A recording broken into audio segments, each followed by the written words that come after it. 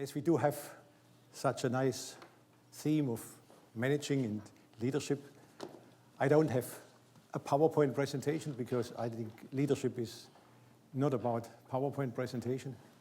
Leadership is about personality and personal behavior. Learn from your setbacks and mistakes. It's very clear that, and this I always have allowed this to my people who work for me, that they make mistakes. Mistakes is something which is absolutely unavoidable. It's unavoidable in the technology, it's unavoidable in anything else. But you should not hide a mistake. You should not try to cover it. If a mistake turns up, you need to solve it. This is something for your employees, for the people you work with. You must protect them if they make a mistake. But tell them very clear, don't make the same mistake twice. That's a no-go. And you have to set, and target setting is one of the biggest tasks for a manager, to set the right targets. To set the right targets which are high enough or higher than they can realistically be achieved, but not so high that it is just impossible, absolutely impossible to get even close to this. Because the target setting makes you do your utmost best to come very close. And if this is too far away, you give up, or your people give up too early and say, we can't reach this, so we will show you that we can't reach it. And another thing to this is also, you need to know where you want to go. You don't need to know the way how you go somewhere, because in most cases there are more ways to achieve a target. I always describe this with a heavy rain in the desert. When the water in one place comes down and then it goes somewhere and it dilutes and finishes it's nowhere. But if I know I want the water 50 kilometers down, I channel the water. But there's not only one way for the channel, there may be two or three. And this is a very important thing for me. And of course, it is very important in this that you absorb all information which could be possibly have an influence on what you are doing anyway. So you cannot only concentrate in your field, you have to be open. In example, if I do this in Aston Martin, I have to look in art, really in art. I have to look in fashion. I have to look in medicine. I have to look in all kind of technology. If this is not only the computer technology, but this is a technology which is in manufacturing, which is in medicine, which is in anywhere in transport. You have to absorb. You have to brief all what you can get, which then allows you out of this to give directions. Know who is supporting you with his heart, in his knowledge, or is only supporting you with his mouth for whatever. You must have a judgment for the people you work with, who they are and what they are and what they do. And if I say, don't trust everybody, as high as he is a boss, he has people who have an influence, and this is all right, but you need to be protected, you need to protect yourself, you need to be open in what you are doing, but you need not to play all the cards on the table.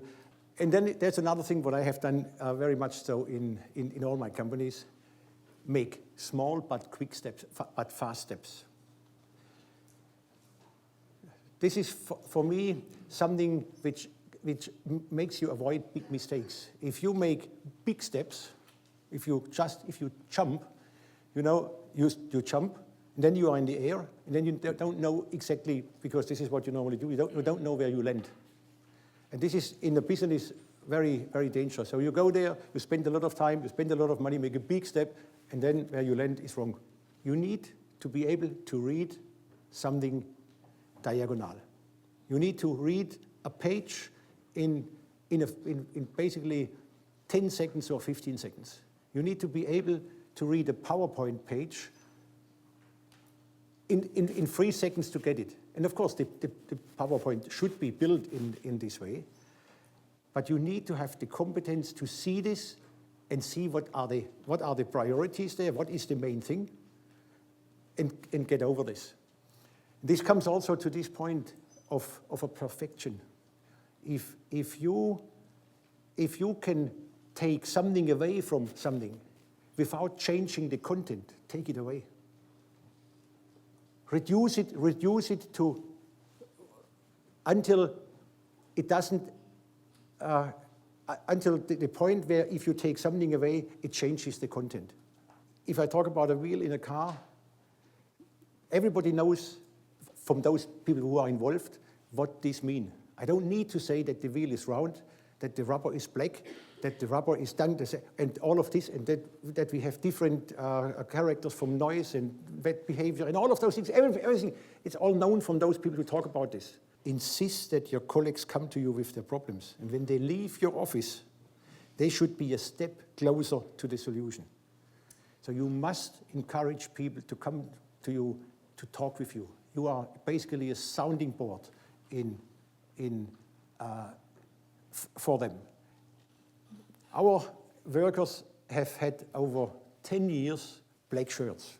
If you are assembling engines and transmissions and do all these things, you have a black shirt or dark blue because you think you get dirty, and and it doesn't look nice if you start in the morning and at midday you have a dirty shirt. And it took me in total 3 years to make the people wear white shirts. Because, of course, it's easy to say, you have white shirts. But this is not the point. The point is that I wanted that their working places are so clean that they don't get dirty when they do their work. So it was the point, and to enjoy now the white shirts, to make a wonderful, clean working place. I could have forced immediately say, from tomorrow you have white shirts. They would be dirty like the hell. This would be absolute disaster. I had to bring it to the point where they themselves wanted that this happens. And this is what you need to achieve if you lead people. And by this, you improve the quality, you improve the functionality, reliability, and all of those things by simple things like this. But to be a real luxury brand, you need this honesty. You need to be absolutely open, and you need, of course, to be in the highest standards of everything what you are doing. Otherwise, you can't be this. And I think this all together, be yourself, be open, and live the product or the brand or the company you stand for.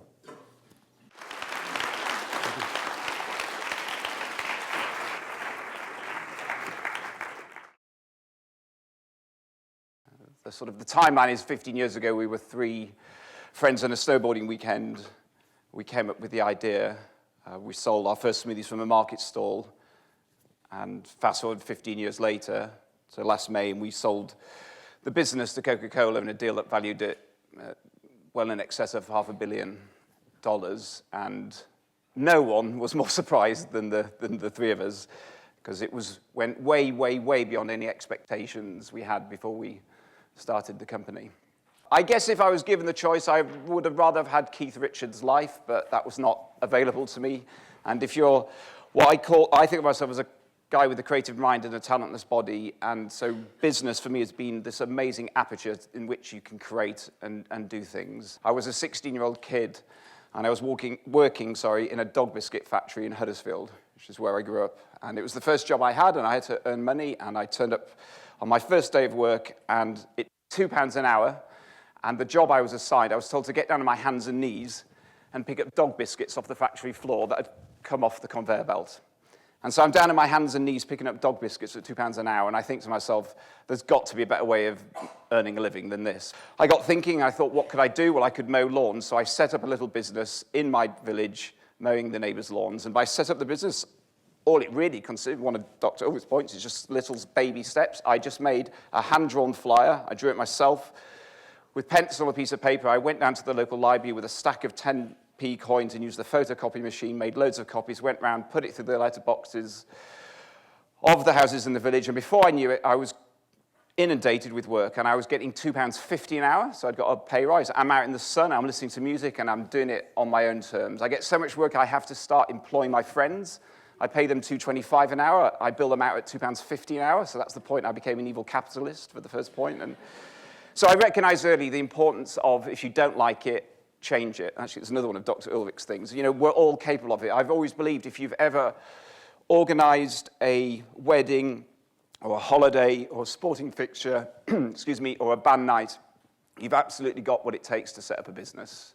It's just essentially organizing a group of people to do a series of things within a certain amount of time and money.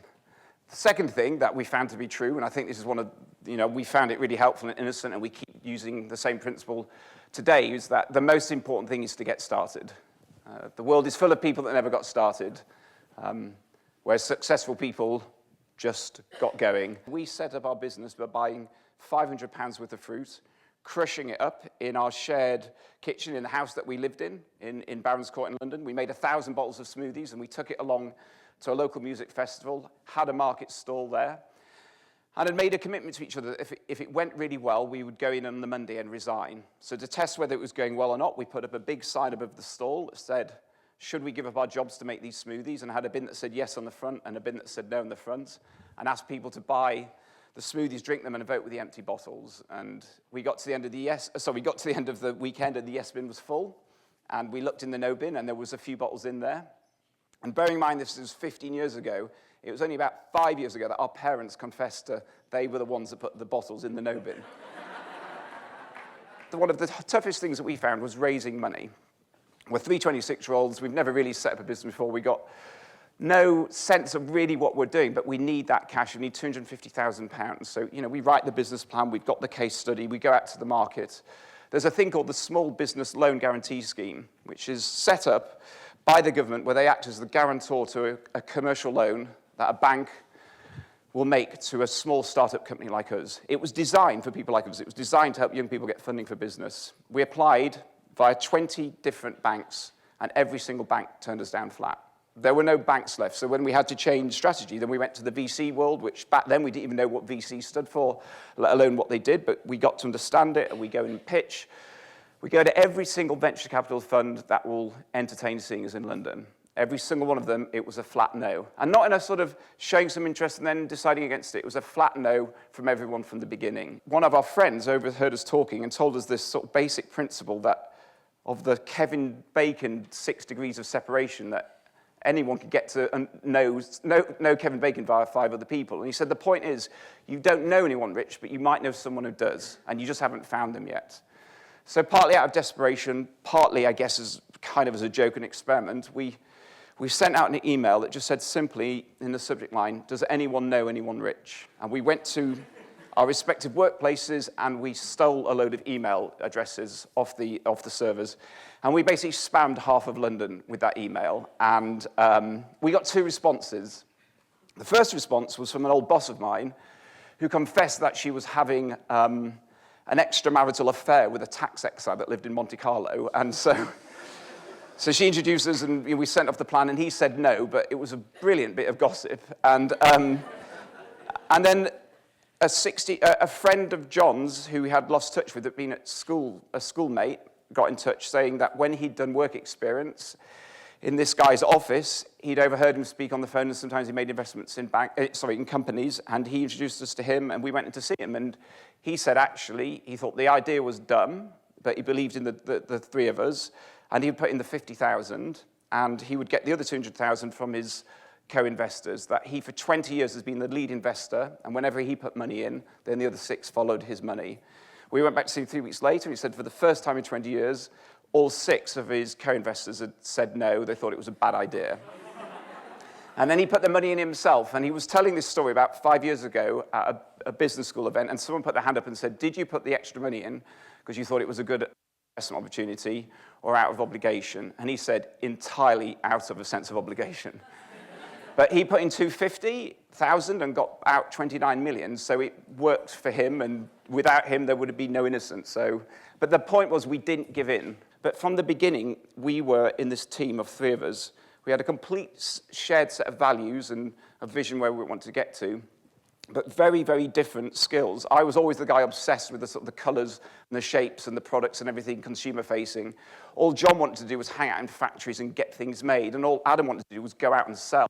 So it was a dream team of sort of complementary skills, but united by a set of values and visions. So it meant we were empowered with the sort of the prerequisite skills to set up a business, and it was a source of motivation and confidence. I've always thought confidence and motivation is something you can borrow and lend. You know, if I'm having a bad day, maybe Adam's having a good day, and he can sort of give me a pep talk. 2 days later, it's role reversal time. So recruitment is the number one thing to get right. It's the most fundamental decision you ever make as a business leader. Who do you ask to come and join your team? What values are you looking for in them? What skills? What experience? Can you spot that in the interview process? Can you attract it in? Can you, once you've got it, retain it, develop it, motivate it?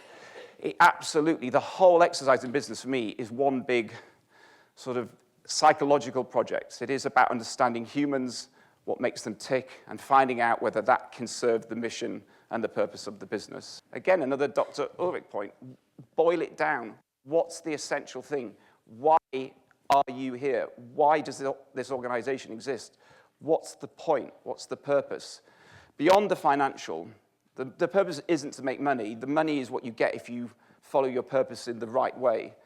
The purpose is the thing that guides on strategy. It acts as a beacon and motivates people to join because they understand why this company exists. And every company should be making a unique contribution to the world. I don't know if anyone's noticed, but sometimes we write in our ingredients panel stupid jokes. Does everyone clock that? And I remember about 18 months into the business, I wrote a strawberry and banana smoothie label, and on the ingredient panel it said 6 strawberries, 2 bananas, half an orange, and I wrote, and 2 plump nuns.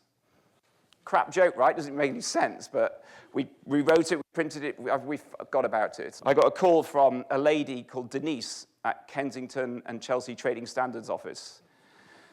And she rang me and she said, Mr. Reed, you know, we've had a complaint about this label and what's in the ingredient panel. And I said, oh, look, I'm terribly sorry. That's just our puerile sense of humor, and obviously no one's going to take it seriously. And she said, well, we're launching a formal investigation. You've broken the law. And I remember at the time thinking 2 thoughts simultaneously. Firstly, oh, crikey, that sounds a bit serious.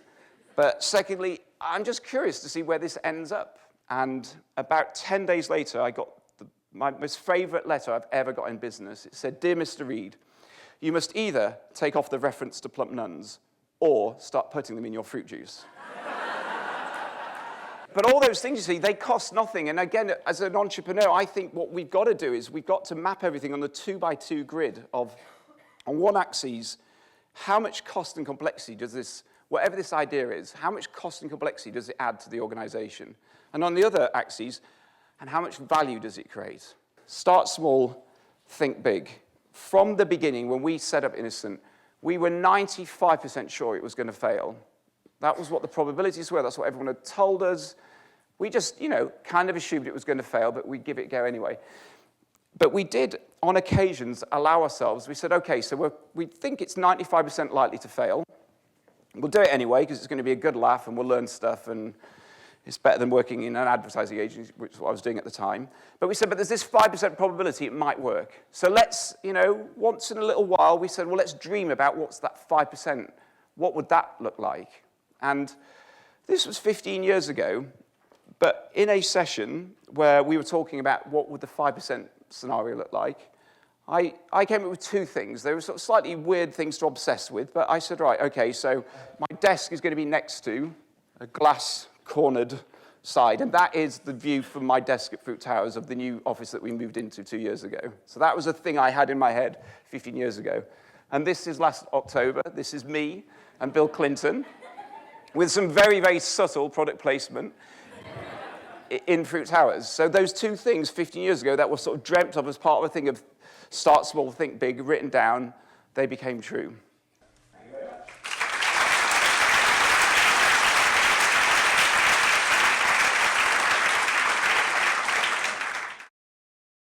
What was your biggest challenge as businesses that required sort of leadership skills, or you acting as a leader? To run a brand which is seen as the most English beloved, small, little brand, only in England, and I came here as a German. To get this supported and understood by the public, and this means public in this case means the press, and then of course the people and the customer, was a very big challenge. And it was even a more big challenge because there was a program which was to be launched just when a few months after I arrived, but I considered it as not good enough, and I stopped it. And as it was announced before to the press, everybody knows that I stopped a program because of quality reasons. But turn this to a positive and turn this to something which was acclaimed because it was seen to be right, because in principle everybody understood that we want to come to a new level. This was a real challenge, because most people around me would have recommended me, don't do it, you will fail by this. But it was, again, to this point, it was wrong. And if something is wrong, it doesn't turn right with the time, fix it. So. In 2008, the world, everything just changed. In a 3-month period, we lost a third of our sales as the credit crunch hit, consumer confidence. A competitor launched against us and gained the same distribution overnight that we'd taken 7 years to build by essentially, they paid the retailers to take down our products and put theirs up instead. The exchange rate collapsed and we buy all our fruit in euros and dollars, so suddenly we're hit with massive losses there. We contracted to buy £16 million worth of fruit that we didn't actually need. It was an absolute financial disaster, and we had borrowed money off the bank the previous year, and that was all conditional on hitting revenue and profit targets, both of which we were no longer meeting. And so they had the legal right to come and take the keys of the business offers. And then on Friday night, and this is not an exaggeration, on a Friday night, our single supplier that we'd been working with for 8 years that made 100% of our products rang us and said, we probably should have mentioned this before, but we're going into administration tomorrow, so as from tomorrow, we won't be able to make your products anymore. And so all of that hit concurrently. And so that was, we felt like we'd had 8 years of no bad luck, and then all that sort of reserve bad luck all came and hit at one time. So coping with that, and also, we didn't actually know what we were doing, because we've never run a business before, and we'd only seen good times. So that was our sort of toughest leadership challenge. And it was amazing in that context to have a simple mission. We knew what we were about. We were about making healthy products and getting them to as many people and places as possible. And so we just had to do whatever was going to allow us to do that, carry on doing that.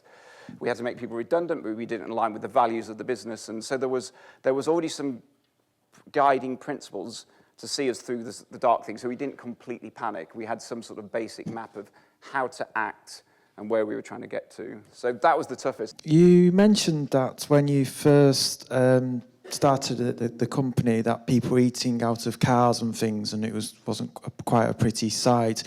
But then you said it changed into a wonderful, clean working place.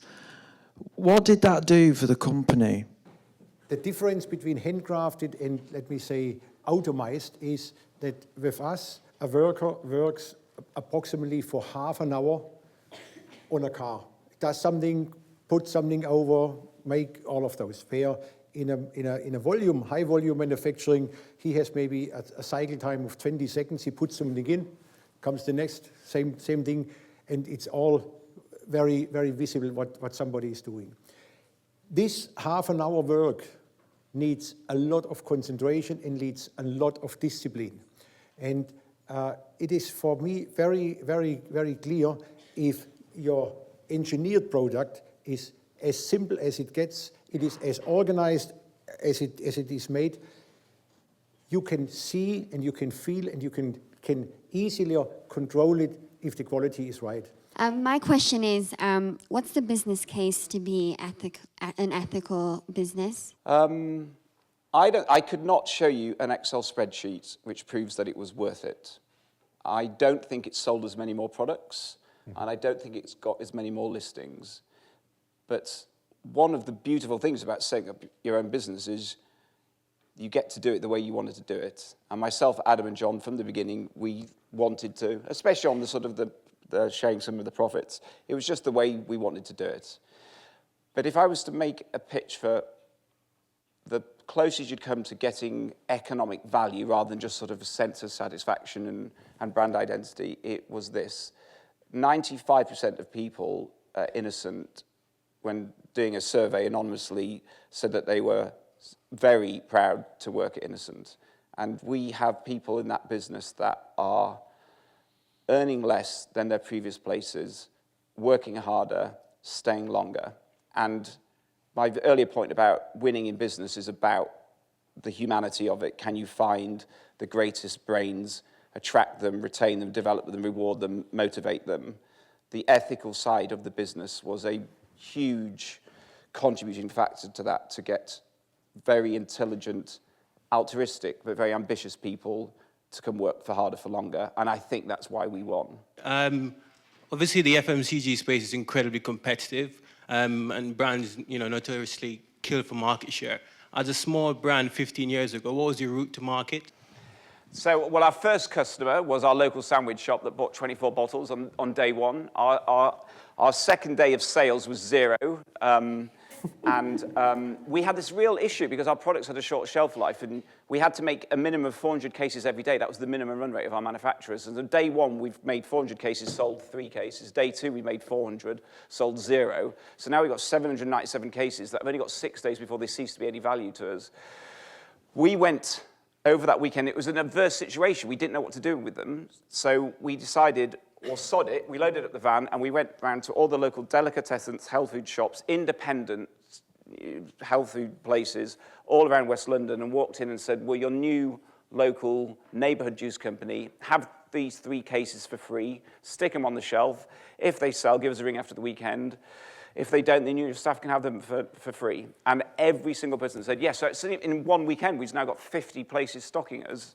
After the weekend, 45 out of the 50 wanted to order some more. We could then go to a chilled wholesaler and say, here's 45 stockists already wanting the product. And then they started taking our 400 cases every day. And that's sort of how we got over that chicken and egg. But for the first 18 months, it was simply this. We went in and sold. That's what you do. The brand development, the product development, that gets you to sort of day 0. From day 0 onwards, it's mainly, in my experience, it's mainly about selling and distributing and getting the stuff made. Your logo and your name, was there from the first batch you made, from the first bottle, or did this came somewhere after?